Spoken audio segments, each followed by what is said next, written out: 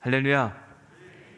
오늘도 하나님께서 주시는 그 은혜와 평강이 우리 모두에게 함께 하시기를 주님의 이름으로 간절히 축원합니다. 오늘은 추수감사 주일입니다.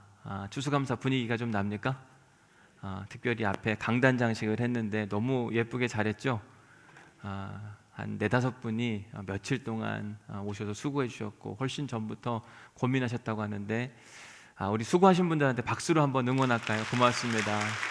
누군가 수고해 주니까 이런 은혜를 누릴 수 있는 거거든요.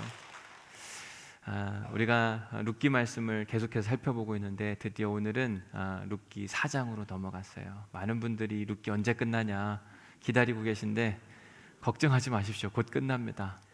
대신 오늘 설교는 조금 어려워요. 법적인 용어들도 들어가고 그러니까 집중하셔야만 설교를 잘 따라오실 수 있을 것 같습니다. 룻기 4장에 보면 답답하고 억울한 인생을 산 두 여인 이야기가 이제 은혜와 회복으로 바뀌어가는 귀한 시간의 이야기가 4장에 담겨 있습니다. 저는 이 사건에 대해서 인생 역전을 하나님께서 선물해 주셨다 이렇게 정의하고 싶습니다. 룻기 1장 말씀을 보면 나오미와 룻의 인생이 눈물 없이는 볼 수 없는 그런 기가 막힌 이야기예요. 남편이 죽고 아들들이 죽고 뭐 이런 이야기들 계속 힘들고 어려운 이야기의 연속이었어요. 그러니까 눈물을 흘릴 수밖에 없었는데 룻기 4장에 가서는 분위기가 확 달라져요. 우선 룻기 4장 14절 말씀을 우리 함께 읽어보겠습니다. 시작.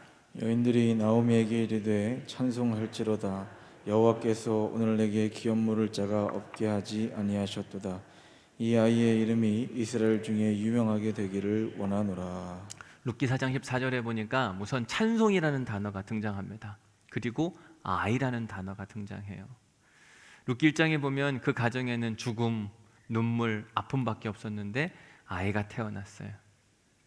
하나님께서 그들에게 웃음을 주셨습니다.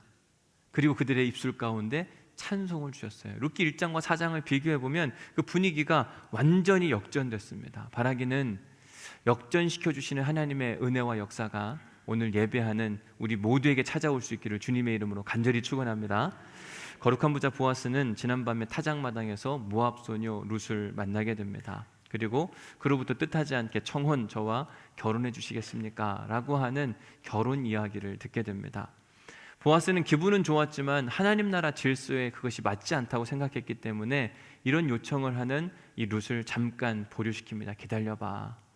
우리 이스라엘 공동체에서는 고엘이라는 제도가 있는데 그 사회적 질서에 의하면 내가 1번 순위가 아니라 내가 2번 순위니까 1순위한테 내가 내일 아침까지 물어볼게. 그래서 얼른 이것에 대한 답을 당신한테 줄 테니까 오늘 밤은 여기서 그냥 편안히 잠을 자고 내일 새벽 사람들이 못 알아볼 그쯤에 갔으면 좋겠어 라고 안심시켜서 이제 잠을 재우게 됩니다.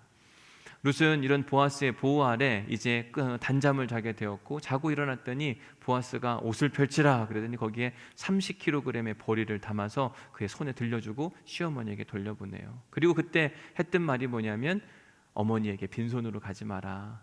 어머니 잘 모시고 있어라. 내가 금방 소식을 전해줄게. 그리고 사람들 눈에 뜨지 않게 조심해야 돼. 신신당부를 했습니다. 룻기 3장 15절에 보면 보아스가 이르되 내 겉옷을 가져다가 그것을 펴서 잡으라 하매 그것을 펴서 잡으니 보리를 6번 되어 룻에게 지워주고 성읍으로 들어가니라. 보아스는요 이 모든 일을 하고 성읍으로 들어갔다고 이야기를 합니다. 왜 성읍으로 갔는가? 룻의 문제를 해결해 주기 위해서. 유대 사회에 법과 질서가 있는데 그 법과 질서대로 하면 자기가 1순위가 아니기 때문에 자기에게 청혼을 했지만 이 문제에 대한 답을 줘야 되거든요. 그러니까 일어나자마자 보아스에게 룻에게 모든 것들을 다 해줄 만큼 다 하고 본인은 타작마당에서 성문으로 얼른 올라가게 됩니다. 이제 오늘 본문의 시작이 거기부터 이루어집니다. 1절 말씀을 한번 같이 읽어보겠습니다. 보아스가 성문으로 올라가서 거기에 앉았더니 마침 보아스가 말하던 기업 물을 자가 지나가는지라. 보아스가 그에게 이르되 아무개여 이리로 와서 앉으라 하니 그가 와서 앉으매. 자, 여기 보면요 1절에 마침이라고 하는 단어가 등장을 합니다. 성경에서 마침, 우연 이런 부사적 표현들은요 하나님의 섭리와 인도하심을 나타낼 때 쓰는 거예요. 거룩한 부자 보아스는 하나님의 섭리와 인도하심 가운데 타작마당에서 성문에 와서 앉아 있습니다. 그때 마침 엘리멜렉 가정의 기업 물을 자가 그 이른 아침에 거길 지나가고 있었어요. 이게 우연인 것 같지만 하나님의 인도하심이었다. 결국 그래서 1절 후반절에 보면 보아스가 그에게 이르되 아무개여 이리로 와서 앉으라 하며 그가 앉았다 이렇게 이야기하죠. 그러니까 지금 베들레헴 성문 곁에 거룩한 부자 보아스가 앉아 있고, 그리고 기업 물을 자 1순위인 남성이 2명이 딱 앉아 있는 거예요.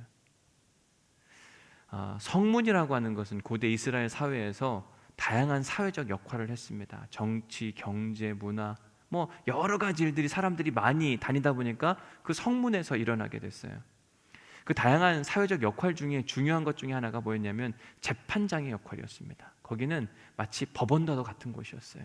그래서 어떤 문제의 시시비비가 일어나게 되면 성문에서 고소인이 있고 피고소인이 있고 재판관들이 있어서 그 문제를 해결하곤 했습니다. 지난 밤에 모압 소녀 룻이 찾아와서 보아스에게 청혼을 했습니다. 저와 결혼해 주시지 않겠습니까? 당신이 우리 가정을 좀 책임져 주면 좋겠습니다. 그때 보아스는 그 청혼에 대해서 당장 예스라고 답을 하고 싶었지만 하나님의 질서 때문에 기다림을 선택했다 이렇게 말씀을 드렸습니다. 내가 원하는 바이기는 하지만 하나님께서도 원하실까? 우리 베들레헴 성문에서 그것에 대한 재판을 받고 그 결과에 승복하기로 합시다 이런 제안을 하고 지금 이른 아침에 베들레헴 성문으로 보아스가 가 있는 거예요. 그랬더니 하나님이 도우시사 그 이른 아침에 그 기업 물을 자가 우연히 성문을 지나가고 있었어요. 얼른 앉힙니다. 여기 앉아봐라, 우리가 해야 할 얘기가 있다. 그리고 이제 2절 이야기가 등장을 하는 겁니다. 2절 말씀, 보아스가 그 성읍 장로 10명을 청하여 이르되 당신들은 여기 앉으라 하니 그들이 앉으매. 자, 고소인은 누구냐 하면 보아스예요. 피고소인은 기업 물을 자. 그 다음에 재판을 하려면 누가 필요하다고요? 누가 필요해요?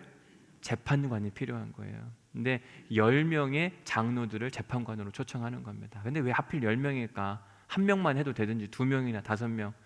여러분, 이스라엘 공동체는요, 어떤 공동체를 구성할 때 10명이 기본 단위였어요. 그래서 성전이 무너졌을 때 디아스포라 유대인들은 10명이 모이면 회당 하나를 세울 수 있었습니다. 창세기 18장에 보면 아브라함이 롯을 위해서 그의 조카 롯을 위해서 소돔과 고모라 성을 위해서 기도할 때가 있어요. 하나님, 의인 몇 명만 있으면 이 성을 무너뜨리시겠습니까? 이렇게 묻는 때가 있죠. 몇 명이라고 그랬죠? 맨 처음에는 몇 명이요? 50명. 근데 두 번째 45명. 그 다음에는 40명. 그리고 30명, 20명, 10명까지. 참 하나님은요, 속도 좋으신 분이에요. 그렇죠? 50명 했는데 그래 그렇게 하자. 40명 했는데 그렇게 하자. 하나님 한 번만 더 해달라고. 이렇게 하면서 10명까지 갔어요. 그런데 우리가 궁금한 건, 아니 10명에서 왜 끝나요? 5명도 가고 3명도 가고 2명도 가고 1명도 가면 되죠. 그렇게 생각하지 않으세요? 그것도 이유가 있는 거예요. 10명은 그 이스라엘 백성들, 그 소돔과 고모라 성을 구원할 수 있는 명분, 최소한의 단위였어요. 그러니까 그 이상은 안 가는 거거든요. 재판장에서 재판을 했을 때 법적인 효력이 생기기 위해서는 반드시 10명의 장로님들이 꼭 필요했습니다. 그러니 10명을 구해와야 되는데 10명을 구해오는 게 쉽겠냐고요. 우선 재판장에 앉아있는 사람들, 이제 그 기업 물을 자를 여기 앉아 있으라고 이야기했어요. 나는 얼른 가서 지금 베들레헴 성문에 가서 이 재판을 주도할 10명의 재판관들을 불러올 테니까 당신은 여기 앉아 있으라. 그리고서는 막 성문 안으로 뛰어들어가서 사람들한테 부탁을 하는 거죠. 장로님 좀 부탁한다고. 우리가 지금 중요한 재판이 있는데 지금 꼭 오셔서 도와주면 좋겠다. 정말 이른 아침에 사람들을 막 불러대니까 얼마나 싫겠어요. 그런데도 불구하고 지금 보아스는 일일이 장로님들 다 찾아다니면서 좀 도와달라, 힘이 되어달라 간절히 부탁을 해서 10명을 딱 모아놓은 상황이 오늘 본문의 상황입니다. 제가 보아스의 이런 상황을 한번 상상을 해봤습니다. 그림을 그려봤어요. 한밤중에 룻을 만나게 되었고 룻에게 이런 청탁을 듣게 되었고 아침 일찍 일어나서 룻에게 30kg의 보리를 막 들려서 보내고, 그리고 자기는 성문 앞에 가가지고 마침 우연히 지나가던 그 기업 물을 자를 만나게 되었고 10명의 장로들, 재판관들이 필요해서 막 성문 안으로 뛰어다니고 얼마나 바쁘고 분주했을까요? 그죠? 보아스가 이 모압 소녀 룻하고 얼마만큼 결혼하고 싶었으면 이렇게 막 동분서주하고 돌아다녔을까? 그런데 보아스는 룻하고 결혼하는 것이 그의 인생의 목적이 아니었어요. 그럼 왜 이렇게 아침부터 분주하게 돌아다니면서 사람들에게 막 부탁하고 청탁해서 10명을 다 모으고 이 재판을 성사시키려고 했던 것일까? 그건요, 보아스가 룻에게 약속한 그 약속을 지키기 위해서였습니다. 우리 룻기 말씀 다시 한번 보면 룻기 2장 12절에 여호와께서 룻에게 하는 이야기입니다. 보아스가 여호와께서 내가 행한 일에 보답하시기를 원하며 이스라엘의 하나님 여호와께서 그의 날개 아래 보호를 받으러 온 내게 온전한 상 주시기를 원하노라 하는지라. 이건 보아스의 진실한 마음이었습니다. 당신이 잘 됐으면 좋겠다.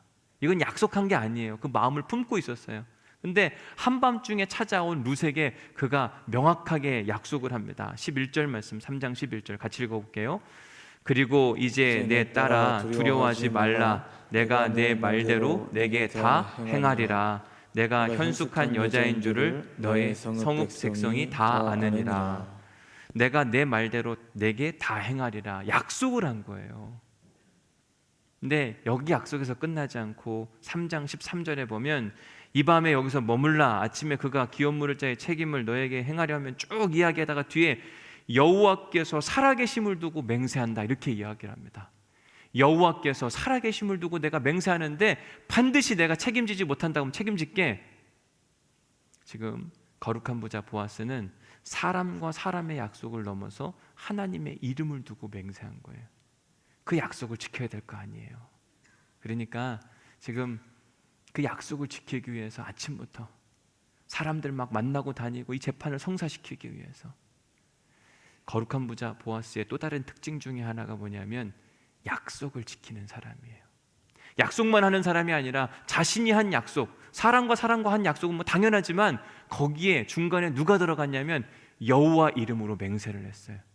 여호와께 맹세한 그 일들을 반드시 지키기 위하여 지금 보아스는 동분서주하고 있는 것을 보게 됩니다. 사랑하는 성도 여러분, 지금 우리가 2020년 11월 추수감사주의를 보내고 있습니다. 우리가 추수감사주의를 보내면서 꼭 해야 할 일 중에 하나가 뭐냐면 내가 지난 한 해 동안 한 약속, 우리는 사람과 사람 사이에 한 약속들 있잖아요. 어느 때는 가족에게 약속합니다. 나는 이런 아빠가 되겠습니다. 이런 엄마가 되겠습니다. 이런 자녀들이 되겠습니다. 또 어느 때는 회사에서 주변에 있는 사람들과 내가 꼭 이 약속 지킬게 이렇게 이야기해요. 어느 때는 교회에서 교회 식구들끼리 약속을 합니다. 이거 이렇게 되고 이렇게 저렇게 되고. 근데 가끔 보면 우리가 너무 약속을 쉽게 잊어버려요. 마치 약속을 안 한 것처럼, 처음 한 것처럼. 그러나 우리 그리스도인들은 보아스의 삶을 본받아야만 합니다. 약속한 걸 지키기 위하여 부단히 애를 쓰는 그의 모습. 특별히 하나님과 약속한 일이 있거든. 우리는 막 하나님께 기도할 때 정말 간절하면 모든 걸 다 꺼내줄 것처럼 기도해요. 하나님 제가 이 기도만 들어주시면 이렇게도 하고 저렇게도 하고. 근데 정작 그 기도 들어주면 우리는 너무 쉽게 잊어버릴 때가 많다고 하는 거죠. 우리는 거룩한 사람이 되기를 간절히 소망합니다. 그러려면 사람과 사람 사이에 한 약속 당연히 지켜야 돼요. 그러나 하나님과 한 약속 더욱더 당연히 지켜야 될 일들입니다. 바라기는 우리 안에 약속을 지키는 온누리교회 성도들이 많아질 수 있기를 주님의 이름으로 간절히 축원합니다. 자, 이제 오늘 본문 3절로 가서 보도록 하겠습니다. 3절 같이 읽습니다. 시작. 보아스가 그 기업물을 자에게 이르되 모압 지방에서 돌아온 나오미가 우리 형제 엘리멜렉의 소유지를 팔려 함으로. 이제 재판이 다 이루어질 준비가 됐어요. 우선 고소인이 있습니다. 고소인이 누구라고요? 보아스예요. 피고소인은 기업물을 자예요. 그리고 재판장은 10명의 장로님들. 이 재판을 하기만 하면 됩니다. 그래서 고소인인 보아스가 피고소인에게 다음과 같이 이야기합니다. 얼마 전 모압 지방에서 돌아온 나오미가 우리 형제 엘리멜렉의 소유지를 팔려고 합니다. 내가 여기에 있는 재판장들과 증인들 앞에서 그 가정의 기업물을 의무가 당신에게 있음을 분명히 말하는 바입니다. 사실 오늘 본문의 피고소인인 기업물을 자는요, 나오미 가정의 어려운 사정을 다 알고 있었고 이스라엘 공동체의 법으로 따지면 그들은 법적으로 나오미 가정, 힘들고 궁핍한 인생을 사는 그 가정을 돌볼 책임이 그들에게 있었습니다. 그런데도 불구하고 이 기업물을 자가 이 일에 대해 전혀 관심이 없었어요. 왜냐하면 이를 돕는다고 하는 건 철저히 손해보는 일이었거든요. 먹을 것도 챙겨야 되죠. 일자리도 챙겨줘야 되죠. 도움 줄 게 한두 가지가 아닌데 왜 굳이 내가 이 사람을 도와줘야 되는가? 오히려 그냥 가만히, 누가 이 문제를 제기하지 않으면 가만히 있다 보면, 엘리멜렉 가정에 땅이 있었거든요. 근데 그 땅을 유산받을 상속자가 없는 거예요. 왜? 엘리멜렉 죽었어요. 두 아들이 죽었습니다. 그들에게 자녀가 없었어요. 지금 남은 게 누구냐면 나오미인데, 나오미가 나이가 지금 많은 상태로 지금 베들레헴에 다시 돌아왔습니다. 이런 상황 가운데 나오미가 나이가 많기 때문에 얼마 안 있으면 죽을 것 같거든요. 그러면 누가 컴플레인하지 않고 가만히 그냥 있기만 하면, 자기는 나오미가 세상을 떠나면 그 소유가 누구의 소유가 되냐면 자기의 소유가 되는 거예요. 기업물을 1순위니까. 그래서 누가 컴플레인하지 않는 이상 굳이 자기가 나서가지고 제가 돕겠습니다 이럴 이유가 없었던 거죠. 그런데 어느 날 보아스가 나타나서 뭐라고 이야기하냐면, 당신 그거 해야 되는 거 아니냐, 왜 그 책임 다 안 하고 있는 거냐. 오늘 본문 다시 3절을 읽어보면, 보아스가 그 기업 물을 자에게 이르되, 이제 고소하는 내용이에요. 모압 지방에서 돌아온 나오미가 우리 형제 엘리멜렉의 소유지를 팔려함으로 그것에 대한 책임을 져라, 이렇게 이야기하는 거죠. 이 본문을 이해하기 위해서는 이스라엘의 법과 문화를 우리가 조금은 이해를 해야만 합니다. 지금으로부터, 이 오늘 본문으로부터 10년 전 엘리멜렉과 나오미는 베들레헴에 불어닥친 큰 기근과 이 아픔을 피해서 모압 땅으로 이주하게 됩니다. 이때 엘리멜렉은 그 땅에 자기가 사용하던 그 토지를 누군가에게 팔고 갔어요. 어차피 내가 다시는 돌아오지 않을 것 같으니까 그거 다 팔고 가자. 우리가 다른 나라로 이민을 가요. 근데 내가 영원히 돌아올지 않을 것 같은 거예요. 그러니까 여기에 있는 우리 재산 다 정리하고 가는 거죠. 그런 심정으로 엘리멜렉은 자기에게 주어진 땅을 다 처분하고 지금 모압 땅으로 간 겁니다. 여러분, 자기 땅을 누군가한테 돈을 받고 팔았어요. 그러면 그 땅은 누구 땅인 겁니까? 엘리멜렉 땅이에요? 아니면 남의 땅이에요? 남의 땅이에요. 근데 이게 우리나라 법상으로는 그런데 이스라엘 법은 조금 다릅니다. 뭐가 다르냐? 우선 이스라엘은 개인 소유가 있기는 하지만 그 땅의 궁극적인 주인은 누구냐? 누굴까요? 하나님이에요. 그러면 이스라엘은 그 땅을 양도받아서 잠시 관리할 뿐이라고 하는 개념이에요. 그래서 정확하게 말씀드리면 이스라엘은 개인의 소유를 사고 팔 수 있는 게 아닙니다. 그럼 어떻게 매매를 한다고 이야기한, 성경에 보면 땅 파는 얘기는 도대체 뭐냐? 소유권이 아니라 사용권을 잠시 판다고 여러분들이 이해를 하시면 돼요. 나한테 이걸 사용할 사용권이 있었는데 내가 이거 너무 힘들고 어려우니까 누군가한테 잠시 그 사용권을 파는 거예요. 근데 또 신기한 법이 있어요. 이스라엘은요, 희년이라는 법이 있어서 매 50년마다 희년이 선포되면 원래 내게 주어진 땅이 있었는데 그걸 누구한테 양도했어요. 돈을 받고 팔았습니다. 그런데 50년이 되면요, 그 땅이 다시 자기께 되는 거예요. 아무것도 안 하고.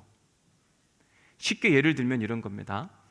제가 여기 부산에 와서 땅이 있다고 해봅시다. 제가 원래 땅을 갖고 있는데 좀 힘들어서 그 땅을 팔았어요. 그럼 그 땅은 누구 거가 되는 겁니까? 다른 사람 거가 되는 거예요. 제가 제 돈을 내고 다시 사지 않는 이상은 절대 그 땅은 제 땅이 아닙니다. 그런데 이스라엘 법으로 하면 지금 2020년도에 제가 그렇게 땅을 팔았죠.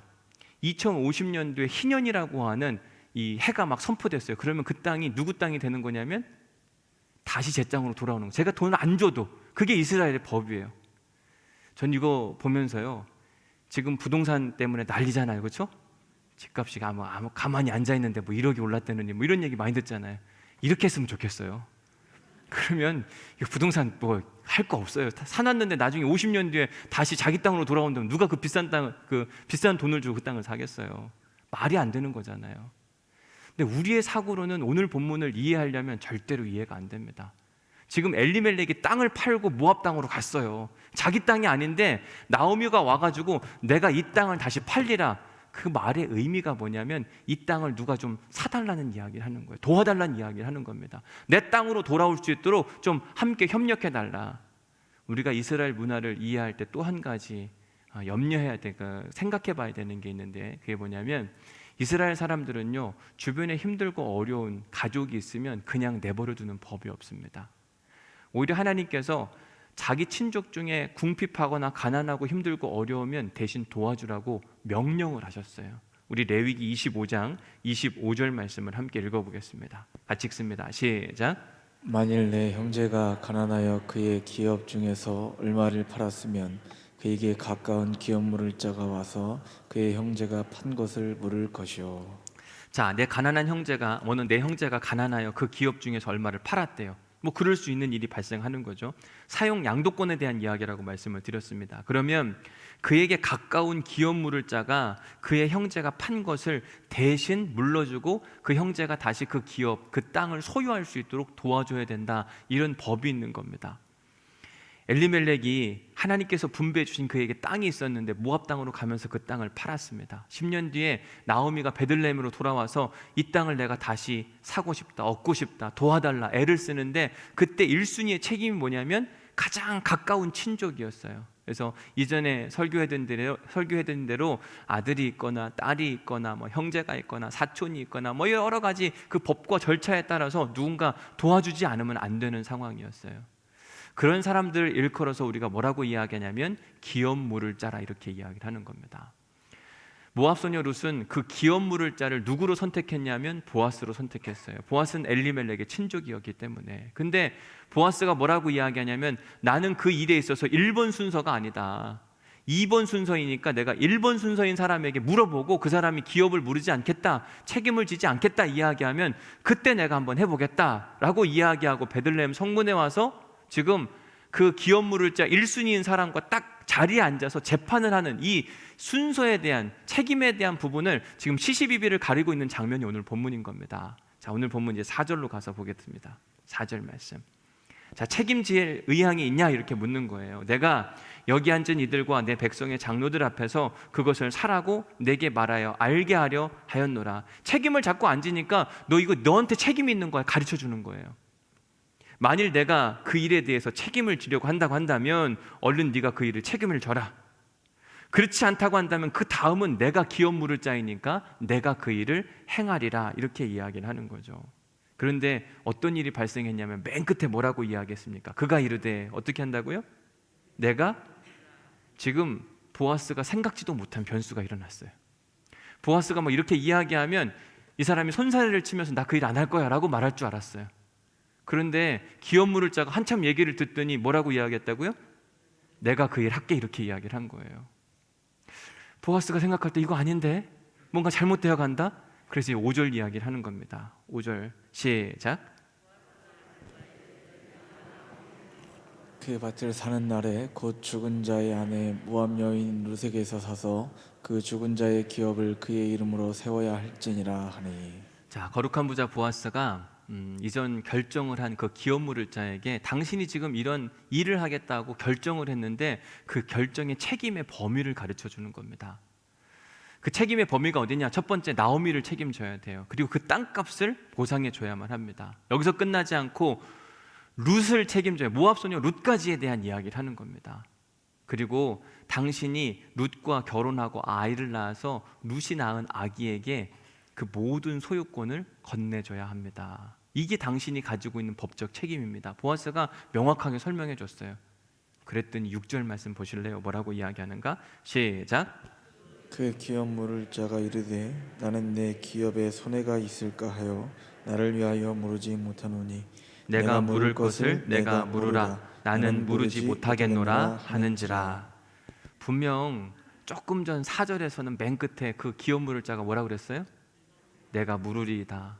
그런데 생각해 보니까 자기한테 이득되는 게 하나도 없는 거예요. 이 사람은 맨 처음엔 단순하게 생각했습니다. 엘리멜렉의 소유가 있는데 이 기업 물을 자가 누구냐? 학자들은 아마 엘리멜렉의 형제가 아니었을까라고 이야기를 합니다. 왜냐하면 뭐 아들, 딸이 없었기 때문에 가장 가까운 친족이 엘리멜렉의 형이나 엘리멜렉의 동생이라고 생각을 했던 거죠. 그러니까 이 일에 대한 책임을 져야 되는데 책임은 안 지고 엘리멜렉의 땅을 소유할 생각만 하는 거예요. 생각해 보니까 엘리멜렉의 가족이 아무도 없거든요. 남은 거라고는 지금 나오미가 남았는데 나오미가 형수 아니면 제수신 거예요. 근데 그도 나이가 많은 겁니다. 얼마 안 있으면 세상을 떠날 것 같은 거죠. 저 사람만 죽으면 저 땅이 곧 내 땅인데 이거 땅 기업 안 물은다 그러면 저 땅 누구한테 넘어가는 거예요? 다른 사람한테 넘어가겠다고 생각이 드니까 얼른 뭐라고 이야기하냐면 내가 물으겠나이다 이렇게 이야기를 한 거예요. 근데 보아스가 뭐라고 이야기하는가? 당신 책임 있는데 우선 땅값 물어야 돼.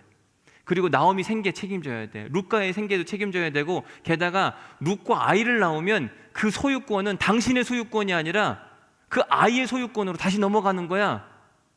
그러자 손사래를 치면서 못하겠다고 나오는 거예요. 6절 말씀 다시 한번 읽어보면 이렇게 되어 있습니다. 그 기업 물을 자가 이르되 내 기업에 손해가 있을까 하여 나를 위하여 물으지 아니하노니 내가 물을 것은 내가 물으라 나는 물으지 못하겠노라 하는지라.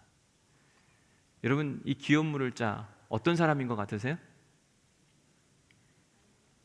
내 모습은 아니에요. 손해볼 일 발생하면 얼른 발 뒤로 빼는 거.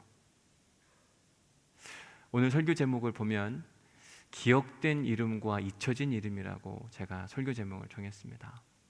룻기에 보면 다양한 사람들이 나오죠. 우리가 지금 룻기 설교를 19번째 듣고 있습니다.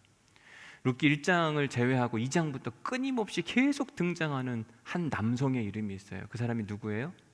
보아스. 그의 이름은 기억된 이름입니다. 그런데 분명 오늘 본문에 등장하는 기업 물을 자는요 중요한 인물이었거든요. 근데 그의 이름이 등장하지 않아요. 참 신기하죠. 오늘 본문 1절 다시 한번 가서 보실래요? 1절 뭐라고 돼? 1절의 말씀을 시작. 보아스가 성문으로 올라가서 거기 앉아 있더니 마침 보아스가 말하던 기업 물을 자가 지나가는지라. 보아스가 그에게 이르되 아무 계열이로 와서 앉으라 하니 그가 와서 앉으매. 뭐라고 되어 있어요? 여러분, 제가 여러분들의 이름을 아무개요 부르면 좋을까요? 여러분들의 이름을 한 분 한 분 기억해드리고 아무개 성도님, 아무개 집사님, 권사님, 장로님 정말 이름을 명확하게 불러주는 게 훨씬 더 좋지 않을까요? 성경에 보니까 누군가의 이름은 기억되어 있고 기록되어 있습니다. 근데 누군가의 이름은 성경이 기록하고 싶지 않은 거예요. 이 둘의 차이가 뭘까? 기억하고 싶은 보아스의 인생을 보니까 이기적인 인생이 아니었어요. 이타적인 인생. 자기의 손해를 감수하면서 마음껏 퍼주고 마음껏 사랑해주고 어느 한 가정을 세워주기 위해서 부단히 애를 쓰는 모습. 여러분, 하나님은 그런 사람의 이름을 기억하고 싶어 하시고 하나님 나라 장부에 적어 놓으시기도 하고 성경에 그의 이름을 기록하기도 했습니다. 저는 오늘 예배드리는 여러분들의 이름이 그렇게 기록될 수 있기를 주님의 이름으로 간절히 축원합니다. 그런데 자기에게 손해볼까? 그러한 것들이 딱 계산적으로 딱 명확하게 쓰자 얼른 발을 빼가지고 내가 손해볼까? 두렵고 염려하는 마음 가운데 나는 그 일을 하고 싶지 않노라. 이 말 한마디가 결국 그의 이름이 성경에 아무개로 기록되어 있어요. 아니, 하나님 나라 앞에 갔는데 내가 누구누구입니다 안 적혀 있는 거예요. 왜? 그의 이름을 뭐라고 해놨기 때문에 아무개요. 참 기가 막힌 얘기인 거죠. 여러분, 하나님께서 여러분들의 이름을 기억하시면 좋겠습니까? 아니면 아무개로 부르시면 좋겠습니까? 그런 은혜가 있으셔야 돼요. 하나님이 여러분들의 이름을 기억하시면 여러분들이 가장 힘들고 어려울 때 여기에요 아무개 많을지도 몰라요. 저 사람도 아무개, 저 사람도 아무개. 근데 하나님께서 아무개요 불렀는데 서로가 다 자기인 줄 알고 네 이렇게 하는 거죠. 하나님이 우리의 이름을 정확하게 기억하셔야만 합니다. 누구야? 아무개야? 이런 게 아니라 누구야? 우리의 이름을 정확하게 기억하는 그런 은혜. 그러려면 우리가 이기적이면 안 돼요. 이타적이어야만 합니다. 오늘 본문 말씀을 다시 한번 제가 읽어드리면 4절 말씀 먼저 읽어드릴게요. 내가 여기 앉은 이들과 내 백성의 장로들 앞에서 그것을 사라고 내게 말하여 알게 하려 하였노라. 만일 내가 물으려 하면 물으려니와 만일 내가 물으지 아니하려거든 내게 고하여 알게 하라. 내 다음은 나요. 여기가 중요합니다. 내 다음은 나요. 그 외에는 물을 자가 없느니라. 이 말은 내가 책임지겠다고 하는 책임 있는 모습을 보게 돼요. 그런데 6절 말씀에 보니까 그 기업 물을 자가 이르되 어떻게 해요? 내 기업에 손해 있을까요? 누구를 위해서요? 철저하게 자기밖에 모르고 살아가는 사람은 하나님이 기억하고 싶지 않다고 이야기하세요. 하나님의 생명책에 뭐라고 기억한다고요? 아무개라고 기억해요. 그런 사람은 하나님 나라에 들어갈 수 있을까? 퀘스천입니다. 못 들어갈 가능성이 많을 거예요. 여러분들의 이름이, 그리고 제 이름이 아무개가 아니길 간절히 소망합니다. 이제 오늘 말씀을 정리하겠습니다. 오늘 은혜 받은 말씀을 한번 적어보십시오. 분명 하나님께서 오늘 우리에게 주시는 말씀에 깊은 감동이 있을 거라고 생각이 듭니다. 한번 적어보세요. 어떤 은혜가 우리에게 있는가?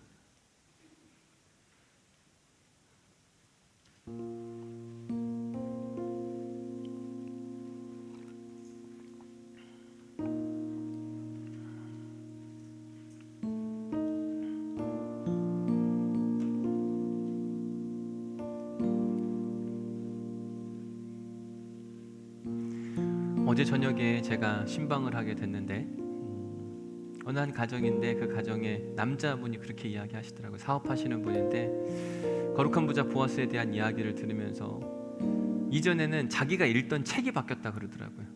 예전에는 주식 투자, 부동산 뭐 이런 거 비즈니스를 하시니까 그럴 수밖에 없겠죠. 근데 이제는 마음이 따뜻해지는 책을 읽기 시작했다 그러더라고요. 왜냐하면 하나님께서 그의 마음을 만져주셨기 때문에 가능한 일이거든요.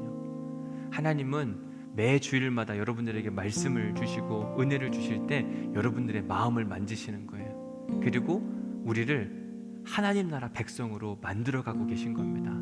잘 적어보세요. 내 마음을 어떻게 만지셨는가? 두 번째 질문은 그렇습니다. 당신은 올 한 해 하나님 또는 사람들과 지키지 못한 약속이 없습니까? 우리가 사실 약속 많이 했을 거예요. 하나님께도 약속하고 주변 사람들에게도 이거 꼭 내가 지킬게, 이거 꼭 하자, 내가 해줄게. 근데 어느 때 보면 우리가 너무 쉽게 약속한 것들을 잃어버리고 살아갑니다. 뭐 어쩔 수 없다고 하는 그런 말들 가운데 이거는요 아마 많이 고민하셔야 될 거예요. 지금 금방 생각날 수도 있겠지만 또 생각 안 나고 지나다가 막 생각나는 거. 근데 올해가 지나기 전에 꼭 그 약속 지키셔야만 합니다. 그게 그리스도인의 모습이거든요. 마지막 세 번째, 당신의 이름이 하나님께 기억되고 싶은가요? 아니면 아무개로 불리고 싶은가요? 이건 답이 뻔하지 않습니까? 답은 뭘까요? 기억되고 싶습니다. 기억되려면 어떻게 해야 된다고요? 손해볼 줄 알아야 돼요. 우리가 2020년 추수감사주일을 보내면서 여기 아름답게 장식을 하기는 했지만 진짜 우리한테 추수감사주일이 은혜가 되는 건 이 추수감사 헌금의 10분의 1을 레스보스 섬 난민들에게 흘려보내는 거예요. 여러분 11조 하는 게 어렵잖아요. 우리 전체 금액의 10분의 1을 선교지에 보내는 게 쉬운 일인가? 이건 역시 쉽지 않은 거거든요. 근데 우리 교회가 이기적인 교회가 아니에요. 여러분 자랑스럽게 생각하셔야 돼요. 나는 온누리교회 성도다. 이게 엄청난 은혜예요. 하나님께서요 마지막 그날에 섰을 때 너 온누리교회 성도지? 내가 네 이름 기억한다. 2020년 11월 8일 오늘 그때 레스보스 난민 선교하는 일에 그 교회 귀하게 쓰임 받더라. 하나님께서 우리의 이름을 기억하실 거예요. 여러분 이 선교 헌금 드리면서 추수감사임을 드리면서 저는 이런 기도를 드렸습니다. 하나님 물질만 흘러가지 않게 하시고 복음이 함께 흘러가게 하여 주옵소서. 복음이 저들을 덮게 하여 주옵시고 저들을 통하여 중동 땅에 그리스도의 푸르른 계절이 찾아오게 하여 주옵소서. 우리가 한 일들을 통하여 놀라운 하나님의 역사가 나타날 거거든요. 우리 교회는 우리 교회만 생각하는 이기적인 교회가 되지 않기를 간절히 소망합니다. 가장 첫 번째는 하나님 나라, 두 번째는 이웃사랑. 이것이 하나님이 우리 교회를 향한 이 땅에 있는 모든 교회가 가야 될 방향성이거든요. 우리는 그 하나의 실천 사항으로 이번 추수감사의 예물을 레스보스 난민들에게 흘려보내게 됩니다. 여러분 이 일을 위해서 단순히 물질만 보내지 마시고 여러분 함께 기도로 이들을 선교해 주시길 주님의 이름으로 간절히 부탁을 드립니다. 그러면 하나님이 여러분들의 이름을 더 기억하세요. 뿐만 아니라 이번 한 주간 동안 누군가 수험생들을 위해서 기도하자 그랬는데 여러분 보십시오. 내 자녀가 수험생이에요. 그런데 우리 세론들이 그 얘기 듣고 새벽에 10시에 9시에 막 나와서 기도한다고 생각해 보세요. 그 사람 이름 기억할까요? 아니면 잊어버리고 싶을까요? 꼭 기억하고 싶을 거예요. 여러분, 세론들 중에 이기적인 사람은 누가 시험 보든지 말든지 그러는 거예요. 그런데 이타적인 사람은 자기의 시간과 에너지를 쏟아서 누군가를 위해서 기도해 준다. 이게 엄청난 은혜거든요. 새벽에 10시에 밤 9시에 함께 나와서 우리 교회 성도들 중에 수험생들이 있는 그 가정들을 위해서 기도하는 우리 온누리교회 성도들 될 수 있기를 주님의 이름으로 간절히 축원합니다. 여러분, 짧은 순간에 생각해 보면 보아스가 바보 같은 짓 한 것 같아요. 손해 본 것 같아요. 왜 남의 가정을 그렇게 살려줘요? 자기도 힘들 텐데. 오히려 지혜로운 건 손해 볼 걸 알고 한 발 뺀 게 그 기업물을 자가 지혜로운 것 같은데, 장기적으로 보면은요, 보아스는 성경에 그의 이름이 영원히 기록되어 있어요. 우리는 영적으로 근시안적인 사람이 아니라 멀리 내다볼 수 있는 영적 해안이 있기를 주님의 이름으로 간절히 축원합니다. 그러면 하나님이 우리를 기억하시고요, 우리가 힘들고 어려울 때 내가 너를 기억한다. 너 그때 그렇게 했잖아. 하나님께 기억되는 이름. 저는 그래서 오늘 이 찬양을 함께 부르기를 원하는데, 너는 내 아들이라. 여러분, 하나님께서 우리를 향해서 너는 내 아들이라, 내가 너 이름을 기억한다. 너 힘들고 어렵지? 일어나 내가 도와줄게. 손 내미신 하나님. 이 가사 내용에 보면 이렇게 되어 있어요. 힘들고 지쳐 낭망하고 넘어져 일어날 힘 전혀 없을 때에, 이때 하나님께서 너는 내 아들이라, 오늘날 내가 너를 낳았도다. 여러분, 부모가 자녀의 이름을 기억하는 건 당연한 거거든요. 하나님이 우리 아버지 되시면, 우리가 기억될 만한 행동을 하게 되면 하나님께서 내가 너를 낳았도다, 내가 너의 아버지가 되어주겠다, 그리고는 힘들고 어려울 때 우리의 손을 벌떡 잡아서 이렇게 세우신다고 말씀하십니다. 그 하나님을 경험하시길 바랍니다. 우리 찬양하면서 하나님, 내가 주님의 이름, 기억되는 이름 되길 소망하며 기도합니다 라고 하는 믿음으로 우리 함께 찬양하겠습니다. 힘들고 지쳐 힘들고 지쳐 낭만하고 넘어져 일어날 힘 전혀 없을 때에 조용히 다가와 손 잡아주시며 나에게 말씀하시네. 나에게 실망하며 내 자신 연약해 고통 속에 눈물 흘릴 때에 못 자국난 그 손길 눈물 닦아주시며 나에게 말씀하. 뭐라고요? 너는 내 아들이라. 너는 내 아들이라, 오늘날 내가 너를 낳았도다. 너는 내 아들이라, 나의 사랑하는 내. 다시 한번 찬양합니다. 힘들고 지쳐 낭만하고 넘어져 일어날 힘 전혀 없을 때에 조용히 다가와 손 잡아. 그런 은혜가 있기를 주님 소망합니다. 나에게 말씀하시네. 나에게 실망하며 내 자신 연약해 고통 속에 눈물 흘릴 때에 못 자국난 그 손길 눈물 닦아주시며 나에게. 우리 다 함께 자리에서 일어나셔서 내 이름이 주님께 기억되고 불리기를 소망하는 마음으로, 너는 내 아들이라, 오늘날 내가. 아멘. 우리 이름 기록하여 주옵소서. 기억하여 주옵소서. 너는 내 아들이라,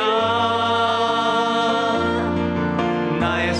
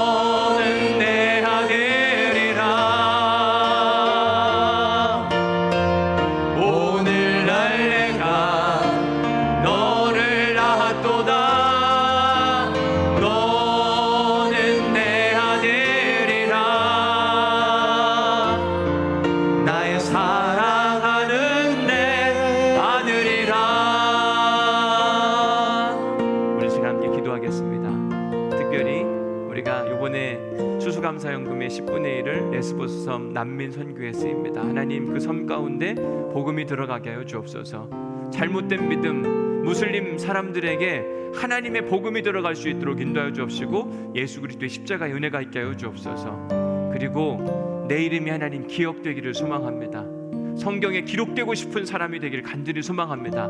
이런 마음을 담아서 이 시간 주님의 이름을 한번 간절히 부르짖고 우리 함께 통성으로 기도하도록 하겠습니다. 기도하십니다.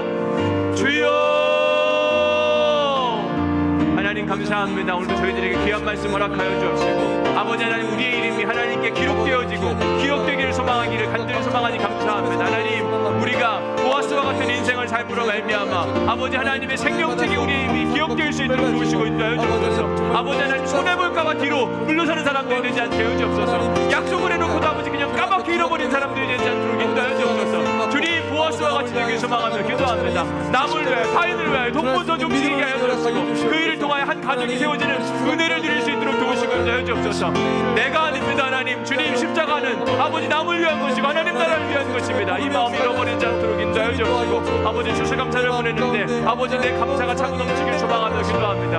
은혜가 차고 넘치길 소망하며 기도합니다. 하나님께 기억된 아버지 감사가 차고 넘치길 소망하며 기도하오니 우리 안에 감사, 또 감사, 또 감사, 주신 것에 감사, 아버지 앞으로 있을 일에 대한 감사, 아버지 아픈데도 감사, 너무 고맙습니다. 감사합니다. 은혜의 시간들, 그렇게 감사하는 사람들 하나님께서 기억하실 것을 믿습니다. 하나님, 기억하여 주옵소서. 기록하여 주옵소서. 은혜를 누리게 하여 주옵소서. 보아스와 같은 사람이 되어서 거룩한 인생 살아가게 하시고 거룩한 부자가 되길 소망하며 기도합니다. 아무개가 되지 않게 하여 주옵소서. 아무개의 신앙이 되지 않도록 도우시고 축복하여 주옵소서. 우리를 통하여서 거룩한 하나님의 은혜와 역사가 저 둥근 땅에 일어나길 소망하며 기도합니다. 그리스도의 푸르른 계절, 아랍의 새로운 봄이 찾아올 수 있도록 인도하여 주옵소서. 여전히 고통 가운데 있고 아버지 하나님 죽음 가운데 저들을 주님께서 생명의 빛으로 나아갈 수 있도록 인도하여 주옵시고, 거룩한 은혜로, 말씀의 은혜로, 생명의 은혜로 온전히 나아갈 수 있는 믿음의 시간들 될 수 있도록 하나님 도우시고 축복하여 주옵소서. 하나님 고맙습니다.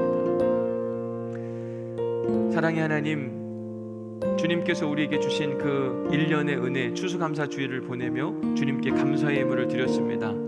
감사의 예물 가운데 우리의 마음과 뜻과 신앙이 담겨 있습니다.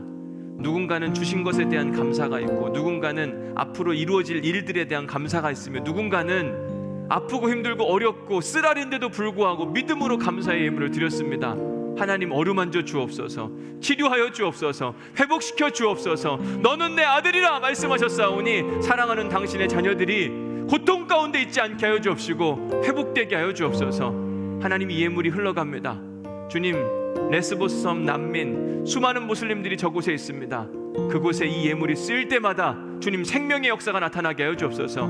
그리스도의 복음이 증거되게 하여 주옵소서. 저들을 통하여 또 다른 복음의 역사가 중동 땅에, 전 세계에 흘러갈 수 있기를 간절히 소망합니다.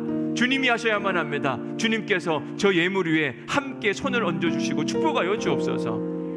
이제는 우리 주 예수 그리스도의 은혜와 아버지 하나님의 극진하신 사랑과 성령님의 감동, 감화, 역사, 교통, 위로하심이 2020년 추수감사주의를 보내며 우리의 이름이 하나님 나라에, 하나님 생명책에 영원히 기록되어지기를 소망하는 우리 오늘의 모든 성도들 가운데 이제로부터 영원히 함께 하시기를 간절히 축원하옵나이다. 아멘.